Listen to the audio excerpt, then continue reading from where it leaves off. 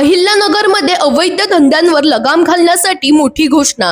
राधाकृष्ण विखे पाटील यांनी विशेष हेल्पलाईन क्रमांक सुरू करण्याची घोषणा केली आहे. नागरिकांना थेट प्रशासनाशी जोडण्यासाठी ही स्पेशल हेल्पलाईन लवकरच कार्यान्वित होणार असून तक्रारदाराची ओळख पूर्णपणे गुप्त ठेवली जाईल असे स्पष्ट करण्यात आले आहे. कोपरगाव पोलीस ठाण्याच्या नवीन इमारतीचे आणि 64 निवासस्थानांच्या लोकार्पण कार्यक्रमात ही घोषणा करण्यात आली. तसेच अत्याधुनिक 4 फॉरेन्सिक लॅब व्हॅनचे उद्घाटन करण्यात आले. अहिल्यानगर जिल्ह्यात वाढती गुन्हेगारी, ड्रग्ज आणि अंमली पदार्थांची तस्करी रोखण्यासाठी लोकप्रतिनिधी आणि प्रशासनाने समन्वयाने काम करण्याची गरज असल्याचे विखे पाटील यांनी सांगितले.